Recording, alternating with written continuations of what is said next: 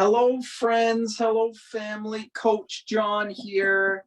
And, And just connecting with all of you and just connecting with my friend Florence. I haven't spoken with Florence for, it's been a year now for sure, maybe more. We've lost touch. We haven't had a chance to catch up. So I'm hoping to catch up with her and catch up with all of you out there in the group tonight. I think it's through relationship. I think it's through dialogue. I think it's through communication. I think that's how a new message is shared and received in the world. And this is what has to happen in our world is all of us need to interpret the information a little bit differently, to see it more personally, to see it more inside of ourselves, to recognize that we are the creators of our lives.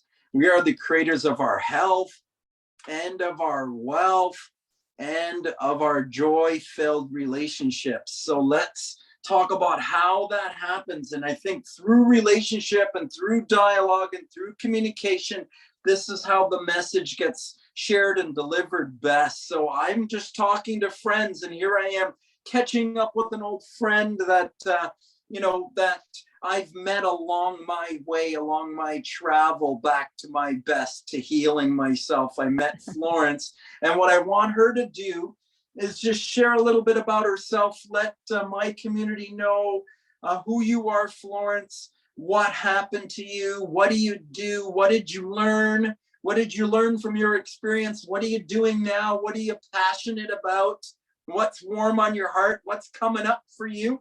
Please share about you. Let's talk about you. It's all about you tonight, love. all right, well, hi everyone. My name is Florence Sophia, and yes, we do get to meet people along our journey who have touched our heart, and those are the type of relationships that tend to stay. And I'm so glad and thrilled to reconnect with you, John. I do follow you on social media and I love your work. So I'm really blessed and honored to be here with you tonight and catch up on what I've been up to. And I love all the work that you are doing. So I'm very excited to contribute and share part of my journey over the last few months, few years, and how I have grown. And the result of my personal growth is really, truly the workshop that I've been promoting on my social media, which is a workshop happening on April the 4th, so coming up very, very soon. That's on a Monday at 7 p.m. to 10 p.m. And the title is Be Unapologetically You, Reclaim Your Self-Worth, and Redesign Your Life. And where that title is coming from is from my personal journey, where, going through life, I've realized that I didn't have boundaries. Hello. Can you hear me? Yeah, I can hear you. Can you hear me? Yes, you cut out for a second there. You got to come back to, you have a workshop that's coming up. All right. And it's coming up. And what is the workshop called? Be what? Be unapologetically you. Reclaim your self-worth and redesign your life. And so this workshop is really, truly the thesis of my life. It is the work that I have been doing over especially the last couple of months, growing and transforming my mindset, transforming my relationships, transforming my environment. And all that really starts by going within, allowing ourselves to let go of the judgment of self, allowing ourselves to remove the need to compare ourselves to other people that are around where I should be in life, because society is telling me that I should be married, that I should have children, that I should have a house. I should. Eat this, eat that. Yes, you should do so many things or else you're not good enough. That's exactly right. And you actually hit it on the nail. And that's where the workshop is about reclaiming your self-worth, because by us having that ingrained unconscious tendency to compare ourselves, to judge ourselves, the conversation in our heads for most humans and most people is, I am not enough. I am not worthy of the relationship. I am not worthy of the house. I am not worthy of the promotion.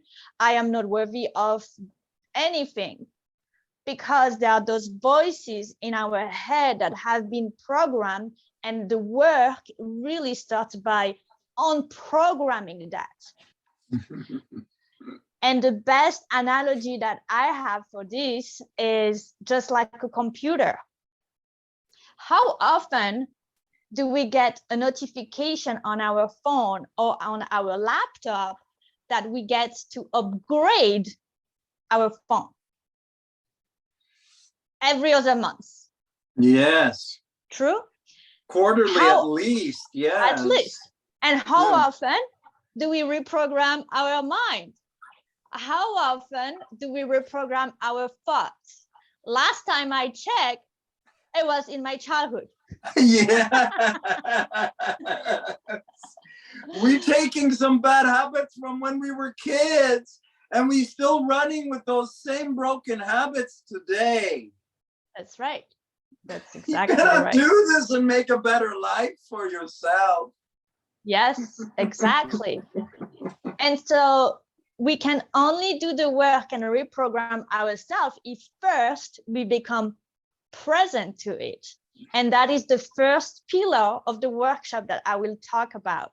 My workshop has 4 pillars. Those are the 4 pillars key to be unapologetically you. Number 1 is the power of the now. Number 2 is the power of knowledge. Number 3, the power of intuition. And number 4, the power of the unknown. And that's what will be unpacked one by one in that workshop. Did you need me to repeat? Could you repeat the last one? The power of the unknown. Unknown. Oh, very nice. The possibility. The power of the possibility. The power of the possibility that we humans are so afraid of. We are so afraid of the unknown because we are so used to hanging onto what's familiar. We are so afraid to take risks because we may get hurt. And we are running a programming that is since the caveman, thinking our body, our unconscious mind thinks that there's a lion that's gonna come and hunt us. So we are afraid somewhere inside in our gene, in our mind, that if we go alone on our journey of being unapologetically to anybody around us, and we don't take the whole tribe with us, we're gonna die. So that's what I will teach all of you on how to overcome that and how to go through life embracing the unknown. That's the 4th pillar. But coming back to the first one, the power of the known, the power of the now, which you talk a lot about, John. The power of the now is mostly linked to the breath. It's mostly linked to being able to notice. The practice of your routine in the morning when you walk onto the beach, just feeling your body. And so by being present, it's not just present to your breath, it's present to you. Who am I in this moment? Or who am I not choosing to be? What are the thoughts that may be running? It's to become the observer. It's to move into the observation of the moment, to be watching rather than critical of yourself. I'm not being critical of myself. I'm just watching myself. This is And different than, when you catch yourself being critical, don't beat yourself up for being critical on yourself. Just notice. This is a moment of notice. Oh, wait, I am being critical. I'm beating myself up. And actually, it's that coral, that boardroom that's in our head, that's cartoon that you can imagine when were young, where there's a devil on one shoulder and an angel on another one, who keeps, being here and reminding us about what we are not good enough. I'm not smart enough. I'm not beautiful enough. I'm not wealthy enough. And it's running through our head all day long, because we've heard that in childhood for days and days and days. So when we find ourselves critiquing ourselves, it is an and moment. It is not a but moment. It is a time where we get to be more compassionate with ourselves, more understanding. And that's where the breath comes. How about I'm just gonna breathe so that I can let the critic go, and I can bring something that is supporting me, that is empowering me, instead of disempowering me.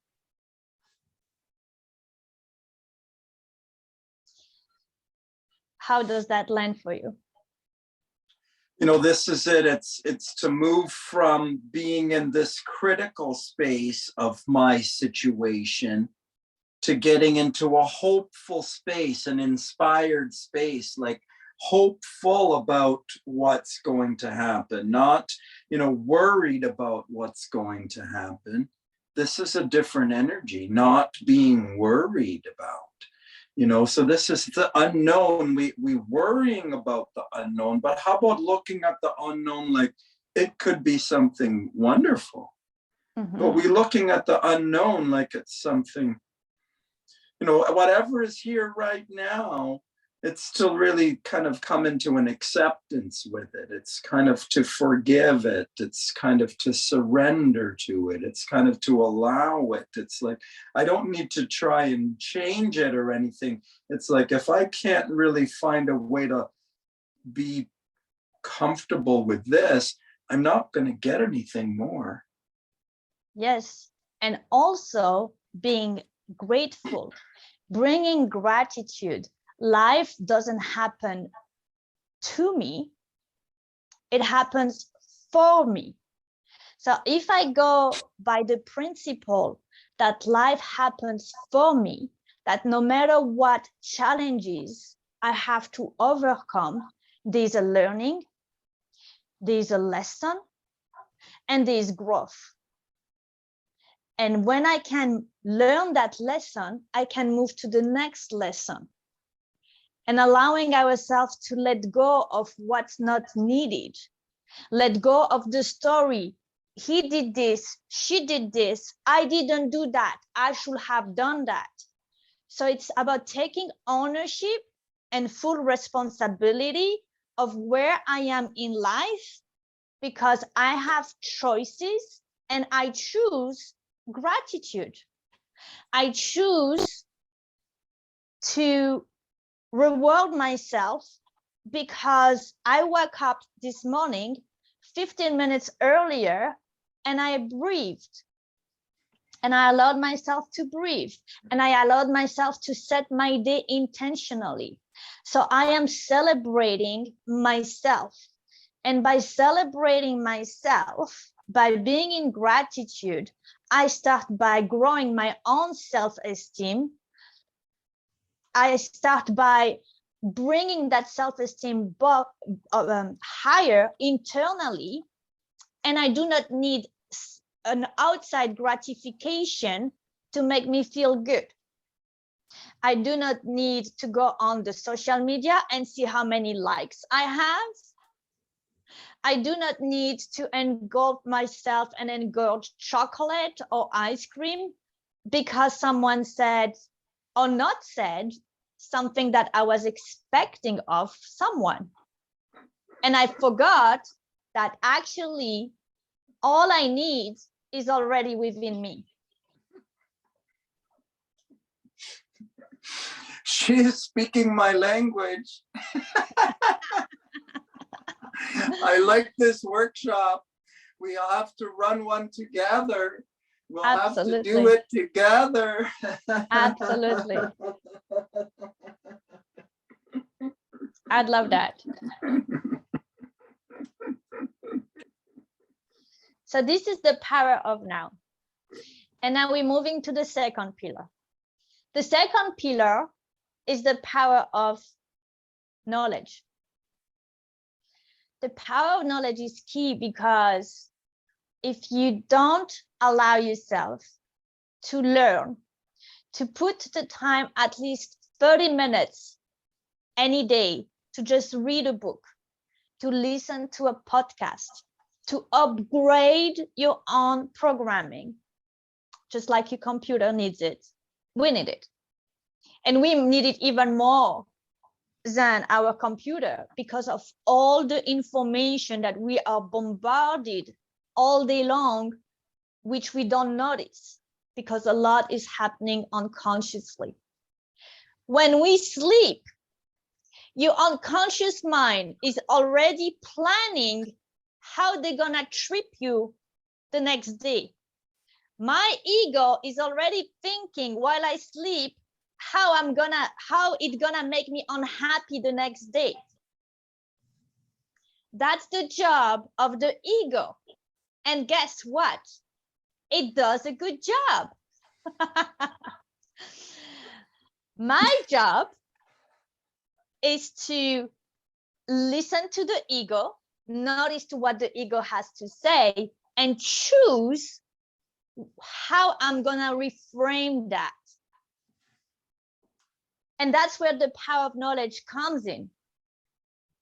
By having the knowledge that this is happening in the back of our head while we sleep, while we are going on the day, that there are ways we can choose for ourselves. There are techniques we can use for ourselves. Go ahead. A negative self-talk. There's a negative self-talk behind the daily motions and actions. It's this negative self-talk that you have behind the whole day that is ruining the day, is spoiling the day. Mm-hmm. It's underneath, and it's like, it's behind, it's almost subliminal, and it's insidious. It's always creating an undertone of negativity, negative energy, dragging yourself down for the day, making you heavy, making you hungry, making you tired, making you weak, pulling you down.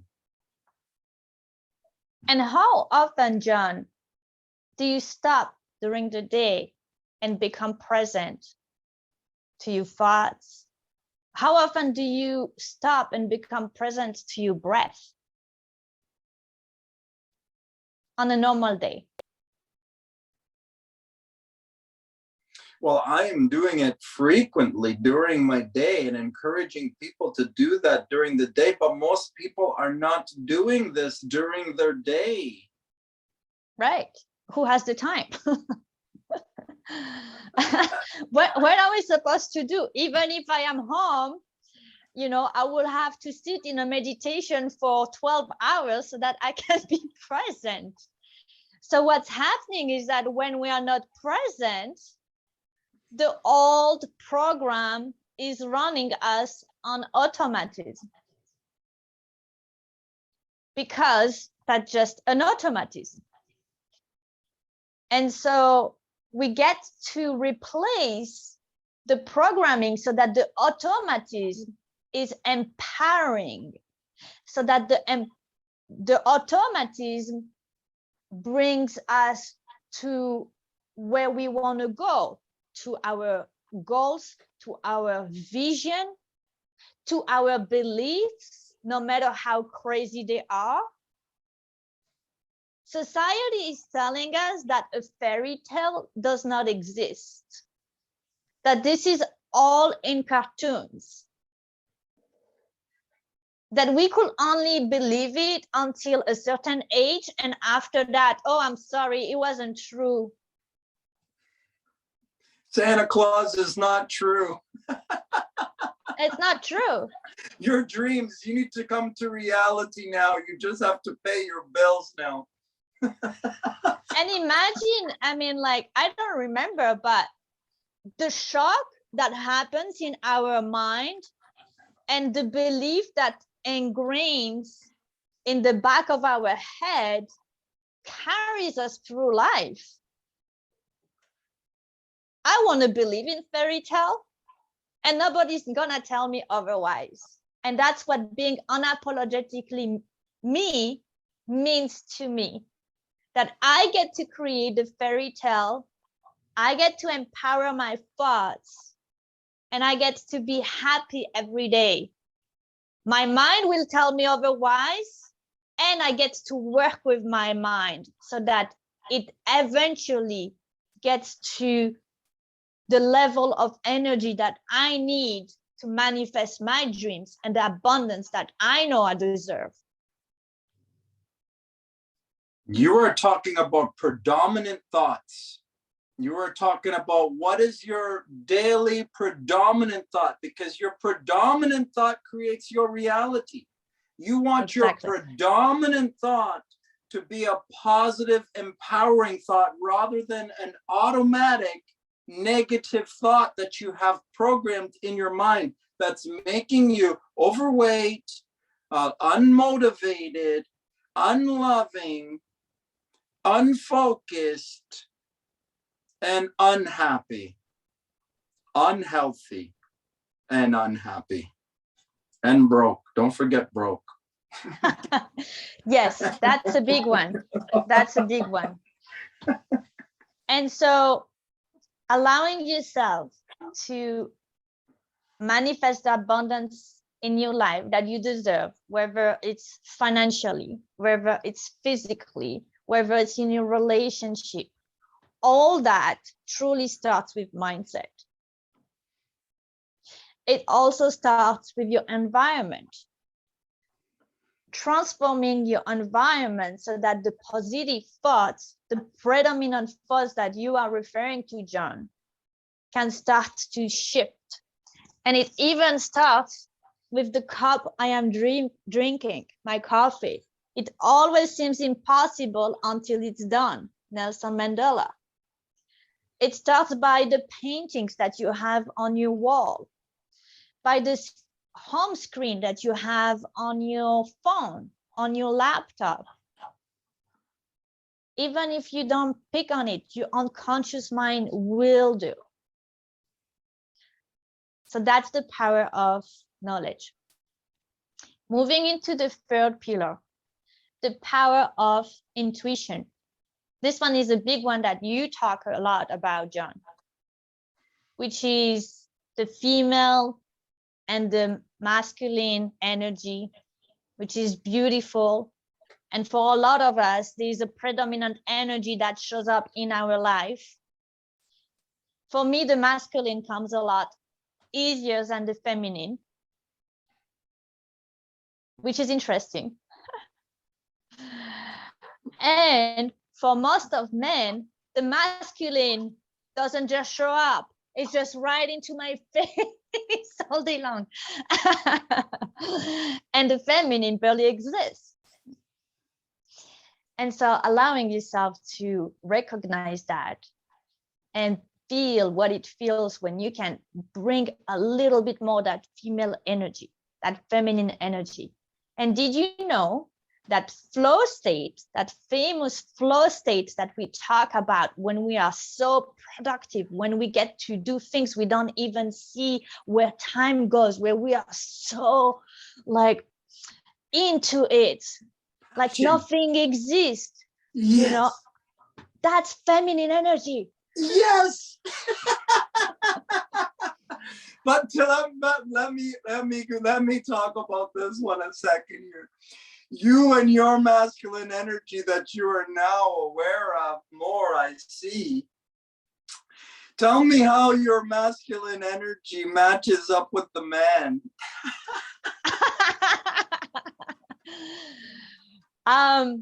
So the masculine energy comes up where I have men and women intimidated by me. And it's not even, I don't even have to speak a word.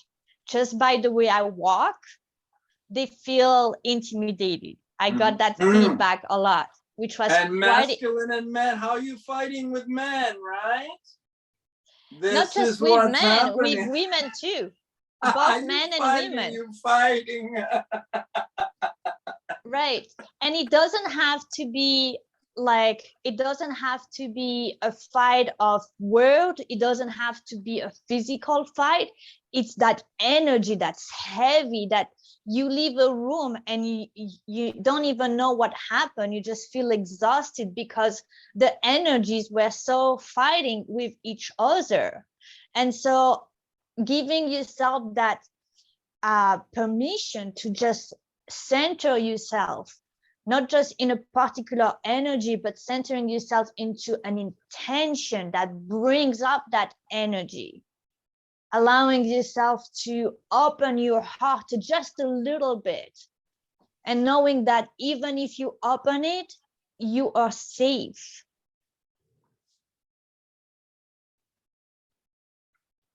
Because we are opening ourselves up to the other side, and it's a new side, because we are all wired to one side. We tend to be wired to one side, and this is normal.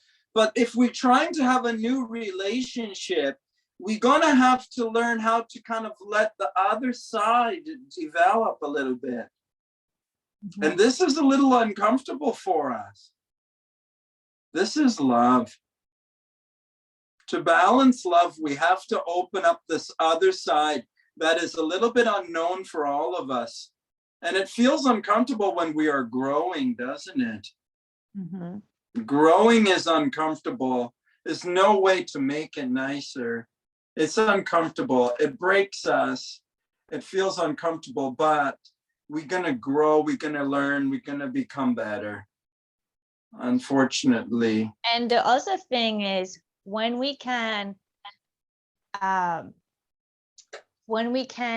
start playing with those energies, we get to notice that our relationship change, first and foremost with ourselves, that people start coming to our lives that actually are bringing something that may be a learning, maybe support, maybe a project. It could be anything.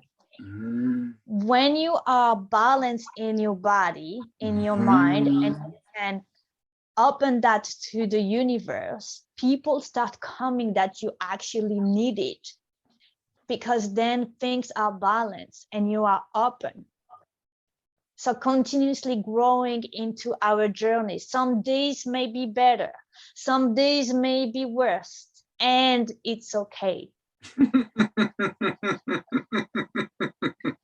It's a tough one. Patience. It's okay. I don't feel so good today. It's not going good. I want to pull my hair out. I'm hating this right now. I'm going through something emotional. It's getting me very upset. It's okay too. And we have to even accept, even when we're breaking down a little bit, or when we get upset, it's kind of a part of it too. It's okay.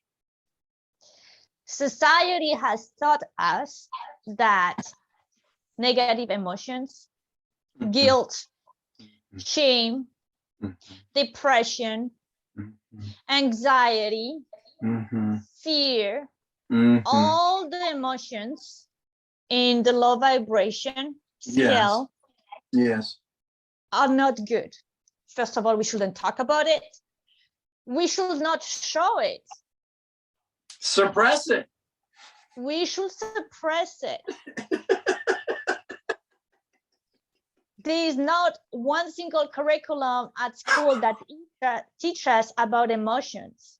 Emotional intelligence is actually the key to anyone's success, to anyone's abundance, to anyone's happiness, and nobody teaches that. I wonder why. Yes, yes. Florence is teaching that. Florence is teaching that. Hello, you need to have emotional freedom. It's at the heart of your disease. It's at the heart of your bank account problem. It's at the heart of your relationship problem. Being able to accept a bad day, being able to let yourself cry and be vulnerable, being yourself by being angry, being anxious, and being okay with that, and just allowing the low energy, the negative emotion, the one that is bringing you down, allowing it to flow through your body, allowing yourself to feel it, to feel the pain, and acknowledging that instead of suppressing it, understanding where it's coming from. Most of the time, it comes from something bigger, from childhood. So allowing yourself to sit with it instead of, oh, no, I got to hide that. I got to put my mask on. Which mask am I going to put on today? The fake one. Today's fake mask. Tomorrow is, let me be a hypocrite today. Right? Tomorrow I'm going to pretend I'm the millionaire in the block. And for Saturday, I'm going to be the cool dude. Right? We put all those masks and we suppress that we feel shitty, that we feel sad, that actually what we want is stay home and cry. And so why would that be wrong? Because when you let yourself go through the emotion, just like when there's a bad weather, there's a sun that comes right after. And that means being human.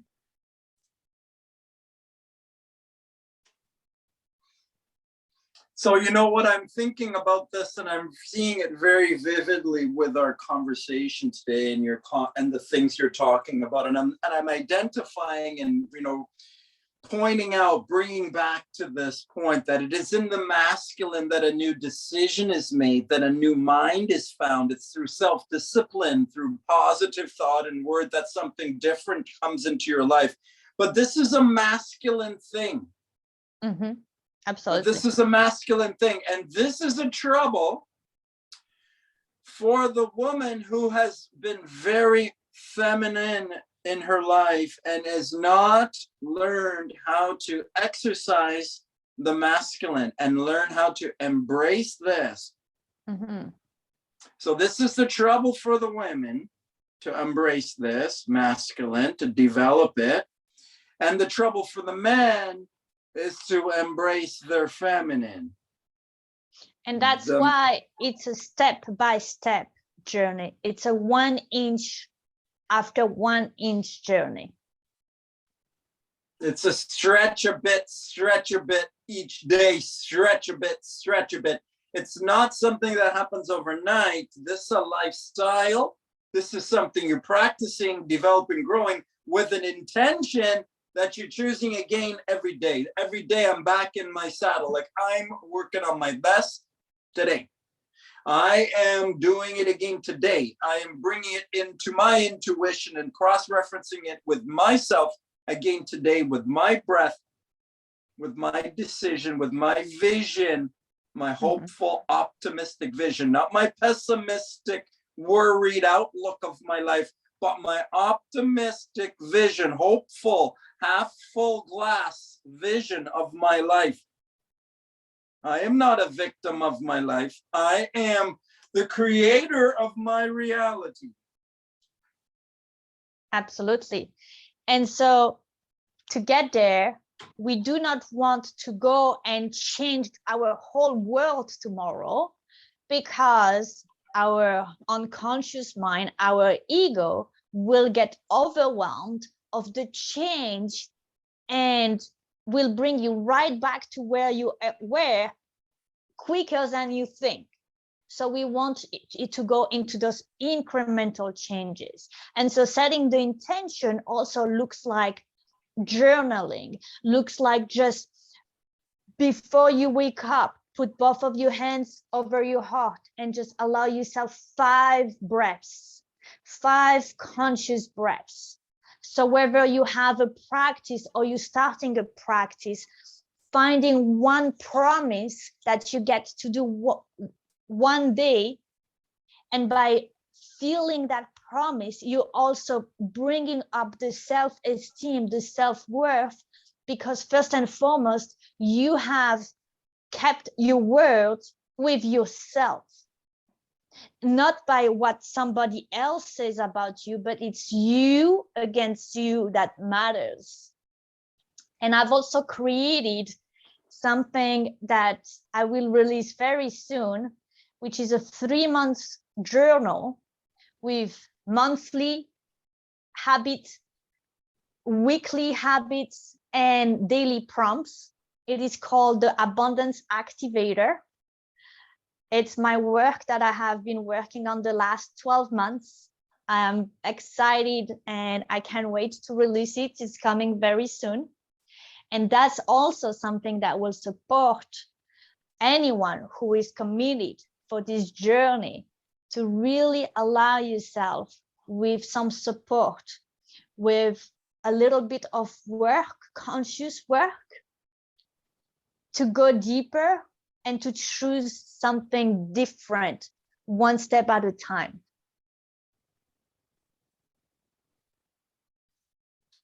Well, I love it. I love the work you're doing, and I would be very, very happy to do a workshop or host an event along with you. I want to bring focus to the date of your upcoming event. If you want to please, again, bring highlight to this. When is your upcoming event, Florence? So it's Monday, April the 4th at 7 p.m. It's a free workshop. It will be going for a couple of hours until 10 p.m. Eastern Standard Time. It is interactive. It is transformational.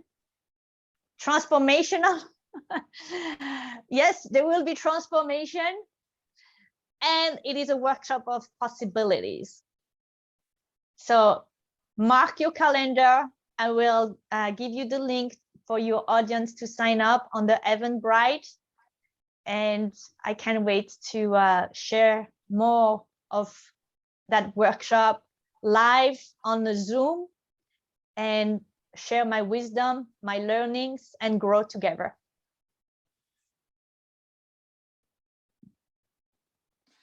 Thank you so much for joining on with me today and being a coach in my life. I so much appreciate feminine energy and sharing and coaching and bringing new ideas and experiences and new ways of teaching old truths, natural truths, lifetime truths, authentic truth to the public. Thank you for doing your work and committing yourself. Thank you for this time. I look forward to us doing some more things together. Absolutely. A big hug to you, John. A big hug to all of you. And yes, let's connect, let's organize something, and let's make it powerful. Awesome. Awesome. Bye-bye. Bye, everyone.